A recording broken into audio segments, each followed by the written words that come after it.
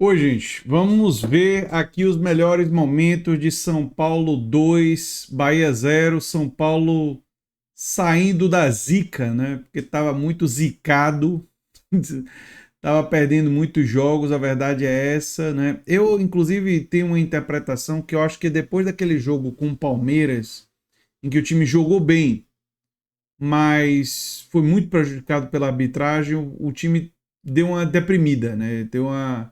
Abaixou um pouco a guarda, não conseguiu reagir, por isso perdeu os jogos seguintes, mas agora volta a fazer um bom jogo, né?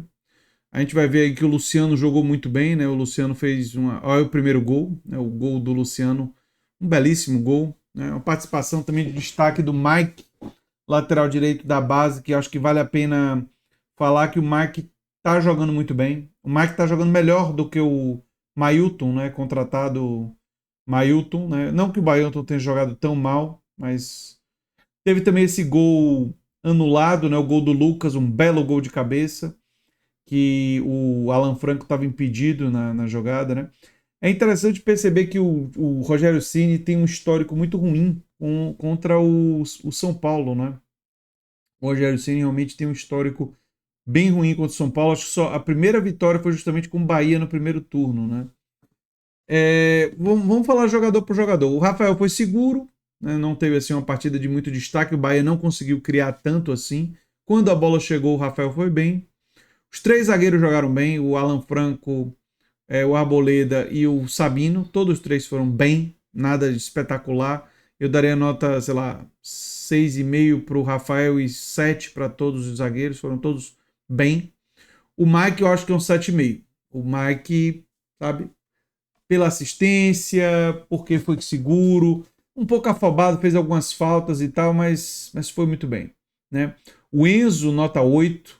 Nossa, como jogou bem o Enzo Dias. O Enzo Dias se desdobrou, muito performance física, né? Realmente muito bem. Já o meio-campo, né? O melhor do meio de campo, na minha opinião, foi o Bobadilha. Olha esse lance do Jean Lucas, ele perde o gol, ele chuta para fora. Né? Belíssima arrancada, né? Foi o Bobadilha, fez o segundo gol. Vocês vão ver aí o segundo gol do Bobadilha, muito bonito. Né? O gol do Bobadilha. Uma jogada belíssima do Luciano, né? A cabeçada e a defesa do Rafael. O Bobadilha para mim é 7,5 pelo gol, né? Talvez 8, né? Se a gente quiser ser mais generoso, né? Agora, o Marcos Antônio foi bem de novo, 7, mas não achei que se destacou tanto, né? O Pablo Maia eu já acho um 6,5. Acho que o Pablo Maia pode jogar mais, né? Essa falta aí por trás do Enzo Dias, né? O Pablo Maia poderia ter um desempenho um pouco melhor. Ele marcou bem e tal, teve algumas tentativas de passe, né? Ele fez um bom passe no lance do gol pro Luciano, né? Vocês vão ver aí. Mas eu achei que no jogo como um todo faltou um pouco, né? É, Pensando nos outros jogadores, o Luciano foi o grande destaque, né? Aí o gol do Lucas, né? Tava impedido, né? O gol do Lucas, ele estava impedido.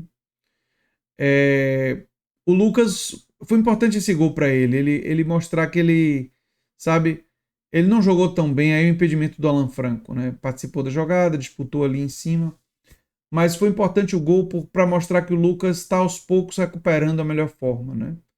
Mas a nota dele não é muito alta, é um 6, né? Mas ele tem esse gol, levanta a gente. Aí o belo passe e o passe do Luciano pro Bobadilha é espetacular. Aí entra na marra do Luciano, né? Ele dá o passe espetacular, vai andando e tal, muito marrento e tal, mas nesse lance ele foi muito bem. Merece a marra, né?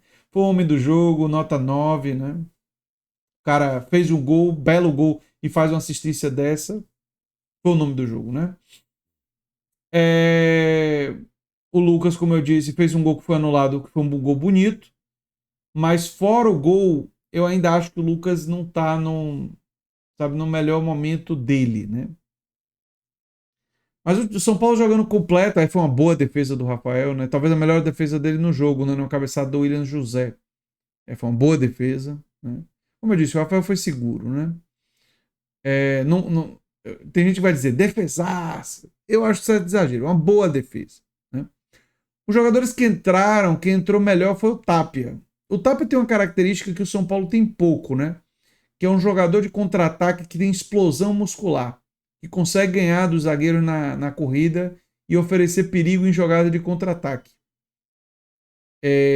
O Ferreirinha tem bom drible, tem velocidade na condução, mas aí esse lance foi o lance do cartão amarelo do Luciano, que ele tomou esse encontrão, perdeu a cabeça, foi reclamar com bandeirinha, coisa muito exagerada e tal. Aí o Mailton já estava no jogo. Eu achei que o Mailton daria uma nota 6 pro Mailton. Não foi mal, mas também acho que ainda erra em algumas decisões, fica meio nervoso. Tem um lance que ele tá sozinho, ele estoura a bola para cima sem a menor necessidade. Mas também não foi mal, não. Como eu disse, eu achei que dos que entraram, quem foi melhor foi o Tapia. O Ferreirinha não entrou tão bem. Né? O Ferreirinha poderia ter ido melhor, né? A gente sabe que ele tem qualidade, mas aí o Lucas saindo para a entrada do Tapia, né? O Ferreirinha poderia, né, ter um destaque um pouco maior, mas não teve. O time do Bahia é um bom time, tem bons jogadores, mas o time do Bahia ameaçou o São Paulo com aquele lance do Jean Lucas e tal, mas o São Paulo controlou o jogo a maior parte do tempo, né? Foi melhor. Aí um lance do Mailton que ele vai para a linha de fundo, cruza, é um bom cruzamento e o Tapia erra ali a cabeçada, né? Foi tocado por trás, mas não foi pênalti, não. O chute do Enzo Dias. Olha, o Enzo Dias, é interessante isso. O Enzo Dias, como tem performance física. Aí alguns jogadores quiseram pedir pênalti, não foi pênalti. Aliás, a boa notícia do jogo foi que a arbitragem não cometeu nenhum erro grave, né? Pode parecer bizarro isso, mas é verdade. A arbitragem anda tão mal que quando a arbitragem não faz bobagem, a gente diz que foi bem, né? Foi bem. Né? Mas, enfim. É, é engraçado você ter que dizer isso. Aí o Ferreirinha perde o gol, né? O Ferreirinha domina errado a bola, né? Ele, ali, o jogador de ataque, ali ele tem que ser um ou dois toques. Tem que dominar e finalizar, ou finalizar de primeira. Mas daquele tem que chegar chapando a bola com tudo. Por quê? Definindo, né? Ou se você tem um pouco mais de espaço, dois toques. Domina e manda pro gol.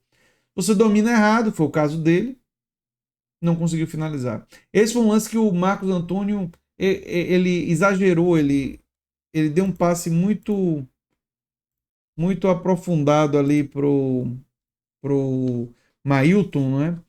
E acabou que o Mailton não conseguiu fazer o melhor cruzamento. São Paulo foi bem.